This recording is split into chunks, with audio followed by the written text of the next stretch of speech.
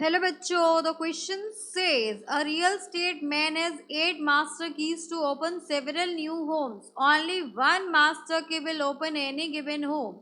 If 40% of these homes are usually left unlocked, the probability that real estate man can get into a specific home, if it is given that he selected 3 keys randomly before leaving his office, is equals to options are 5/8, 3/8, 3/4 and 1/4। Question ये कह रहा है कि एक real estate man है जिसके पास 8 master की है। कुछ घर नए बने हुए घर है उनको खोलने के लिए। अब यहाँ पर गिवन है कि केवल एक ही मास्टर की ऐसा होगा जो एक पर्टिकुलर होम को यहाँ पर ओपन करेगा। अब 40% जो होम बने हुए हैं वो यूजुअली अनलॉक्ड है, उसमें लॉक है ही नहीं। हमें इस बात की प्रोबेबिलिटी बतानी है कि जो रियल स्टेट मैन है वो एक स्पेसिफिक होम में चला जाए, एंट्री ले ले।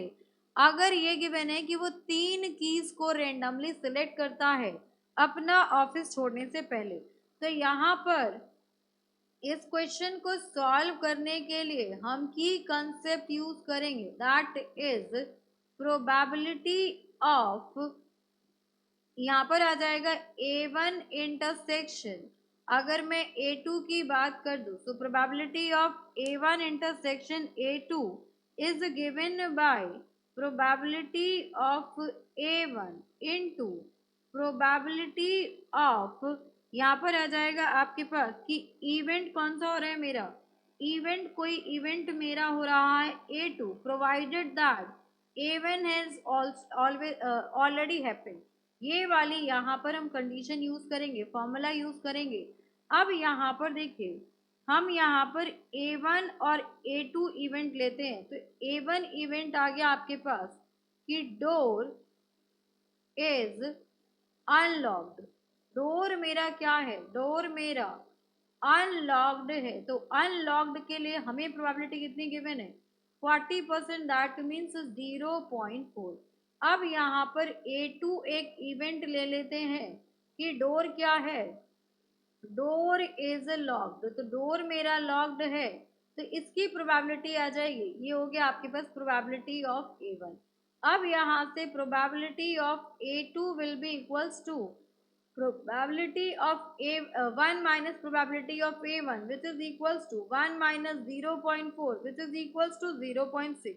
अब यहाँ से देखिए, अब इस पर्सन को क्या करना है, इस पर्सन को होम में जाना है, तो यहाँ पर हो जाएगा आपके पास ई एक इवेंट डिफाइन कर लेते हैं, that is the man gets into the home. ये मैन आपका कहाँ चला जाएगा, घर में घुस जाएगा। तो क्या होगा, अगर देखिए यहाँ पर क्या केसेस हो जाएंगे कि पहला केस ये होगा कि डोर मेरा ऑलरेडी अनलॉक्ड था, फिर उसके बाद ये इवेंट हो गया कि मैन आपका घर में चला गया। सेकंड केस ये कि डोर मेरा क्या था, लॉक्ड था, और फिर उसके पास कीज आएंगे तो ये पर्सन आपका घर में चला जाएगा। तो यहाँ से आ जाएगा आपके पास प्रोबेबिलिटी ऑफ इवेंट ई। ये ई के होने की प्रोबेबिलिटी क्या है, ये होने की प्रोबेबिलिटी है कि probability of A1 intersection E plus probability of A2 intersection E. अब यहाँ पर हम फॉर्मूला सब्स्टिट्यूट करेंगे, तो ये हो जाएगा आपके पास probability of A1 into probability of happening E when A1 has already happened plus probability of A2 into probability of happening E when A2 has already happened। तो ये हो जाएगी आपके पास रिक्वायर्ड प्रोबेबिलिटी।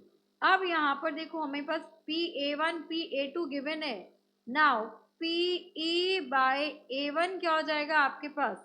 अब यहाँ पर देखो, अगर डोर मेरा ऑलरेडी, यहाँ पर ये गिवन है कि A1 डोर मेरा ऑलरेडी अनलॉक्ड है, तो यहाँ पर 100% श्योरिटी कि मैन जो है आपका घर के अंदर चला जाएगा। तो ये प्रोबेबिलिटी हो गई आपके पास 1। नाउ प्रोबेबिलिटी कि अब की बार डोर मेरा लॉक्ड है, तो अब ई जो है, ये मैन जो है घर के अंदर जाने की प्रोबेबिलिटी क्या हो जाएगी। तो यहाँ पर एक ही आपकी की जो है वो मास्टर की ओपन कर सकती है एक घर को, तो 1C1 एक में से एक ही की सेलेक्ट होंगी इनटू बाकी रिमेनिंग 3 की सेलेक्ट करनी है। यहाँ पर देखिए आपको टोटल गिवन है कि 3 की सेलेक्ट करना है, लेकिन एक ही की जो है वो स्पेसिफिक होम को ओपन करेगा, इसलिए 1C1 हो गया। और बाकी के 2 कीज हम यहाँ से 7C2 में से सेलेक्ट करेंगे, डिवाइडेड बाय टोटल आपके पास 8 कीज हैं और 8 में से हमें कितने सेलेक्ट करने हैं, 3 करने हैं। तो इसको सॉल्व करेंगे तो ये 1C1 ये आपका 1 ही हो जाएगा, मल्टीप्लाइड बाय ये हो गया आपके पास 7C2। तो यहाँ पर इस 7C2 आ गया तो ये हो गया आपके पास 7 फैक्टोरियल। यहाँ पर आ गया 7 minus 2 that is 5 factorial into 2 factorial, ये हो जाएगा आपके पास 8 फैक्टोरियल। ये हो गया आपके पास 3 factorial, 8 minus 3 so this is 5 factorial. इसको सॉल्व करने पे वैल्यू आ जाएगी आपके पास 3/8। अब यहाँ पर देखिए, सो 3/8 ये वैल्यू आ गई। अब हमारे पास प्रोबेबिलिटी ऑफ ई आ जाएगा।